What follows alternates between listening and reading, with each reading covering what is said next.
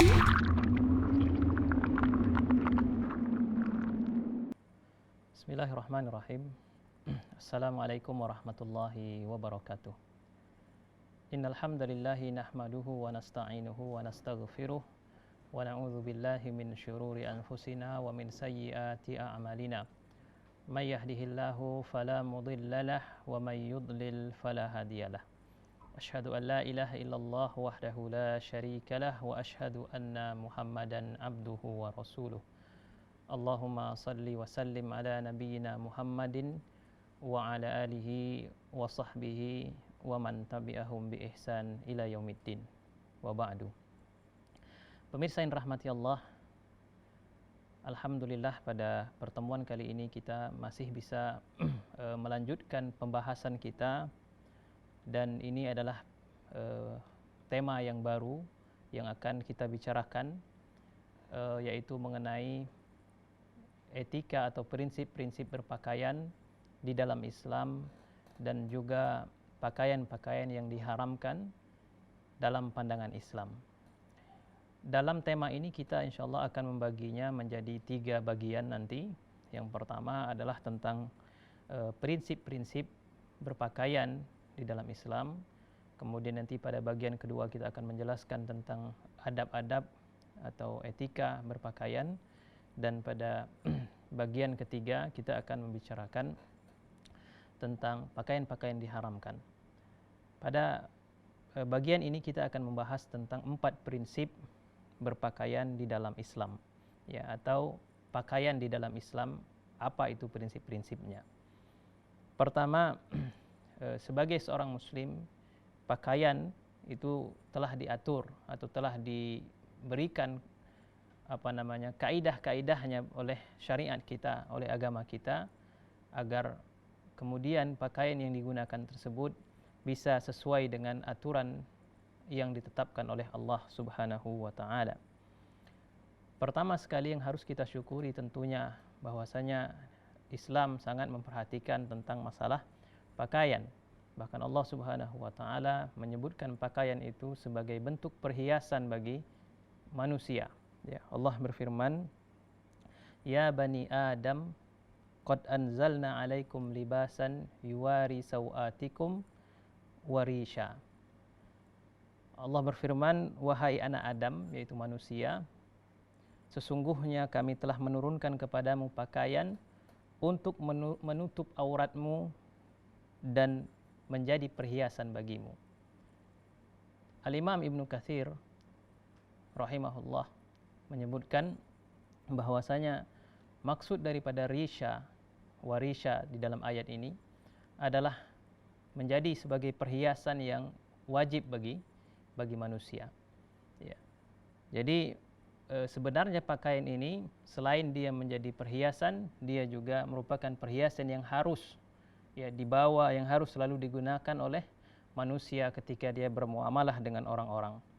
Ya, bahkan Allah Subhanahu wa taala murka atau mencela orang-orang yang mengharamkan penggunaan perhiasan ini tadi, yaitu adalah pakaian.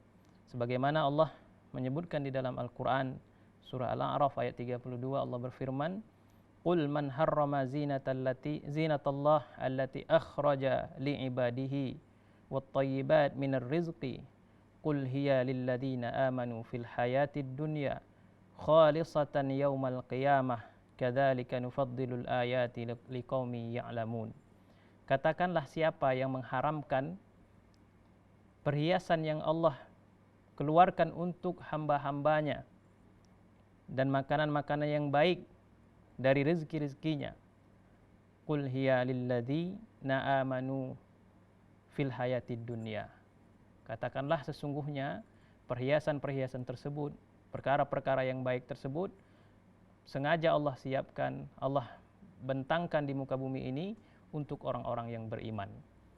Sehingga ketika ada orang yang mungkin menganggap merupakan ada sebagian kelompok di dunia ini yang mereka istilahnya itu termasuk orang-orang yang tidak mau memperhatikan dengan pakaian.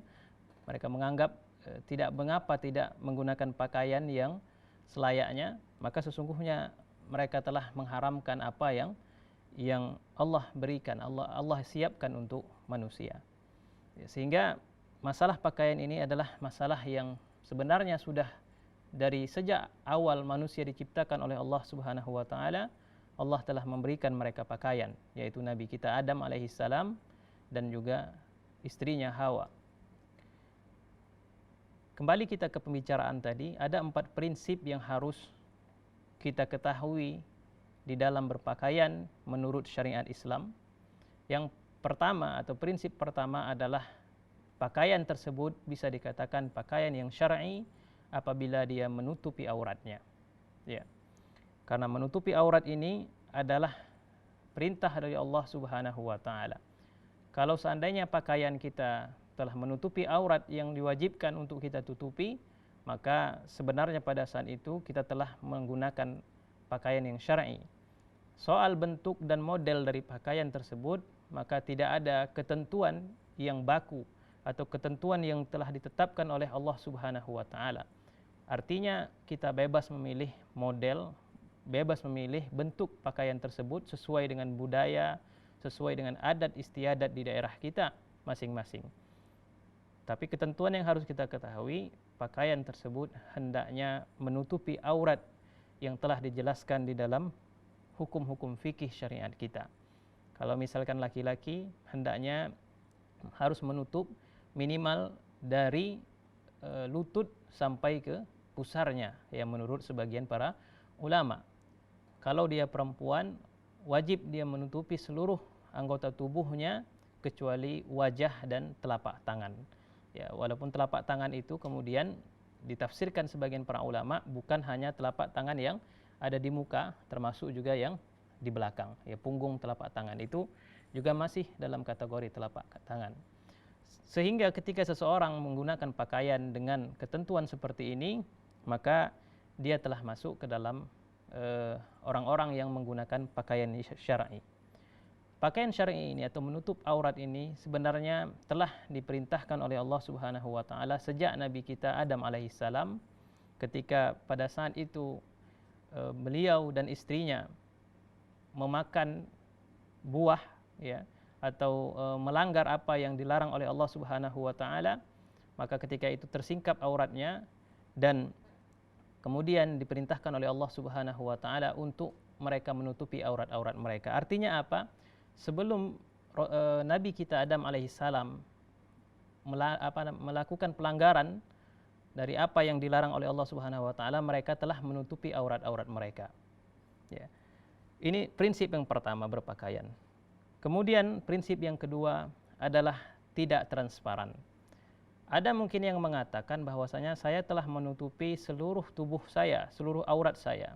Tetapi ternyata apa yang menutupi tersebut berbentuk transparan. Artinya ketika dilihat oleh orang, orang bisa melihat apa yang ada di sebalik pakaian tersebut, atau paling tidak samar-samar. Maka ini juga menyelisihi prinsipnya. Ya. Prinsipnya selain kita menutupi aurat, maka hendaknya apa yang kita kenakan tadi tidak dalam bentuk transparan. Ya. Ini prinsip kedua harus kita pahami. Kemudian prinsip ketiga adalah tidak membentuk tubuh, ya, tidak membentuk bentuk tubuh kita. Artinya tidak ketat. Karena sebagian orang hari ini juga banyak yang menggunakan pakaian, kata mereka telah menutupi auratnya, tetapi itu kemudian membentuk tubuh mereka. Padahal tujuan dari pakaian tadi adalah untuk melindungi hal-hal yang seperti itu, bentuk tubuhnya dan lain sebagainya. Tetapi ketika seseorang menggunakan pakaian yang membentuk bentuk tubuhnya, pada hakikatnya belum sampai tujuan dari penutupan aurat itu tadi. Ya. Kemudian yang terakhir, ya, adalah hendaknya menggunakan pakaian, tidak menggunakan pakaian yang menyerupai lawan jenis kita.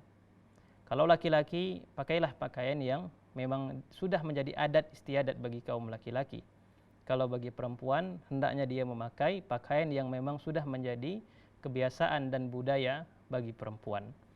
Ketika 4 prinsip ini kita jaga dan kita perhatikan di dalam berpakaian, maka pada saat itu insya Allah kita telah menggunakan pakaian sesuai dengan pakaian yang disyariatkan oleh Allah Subhanahu wa taala.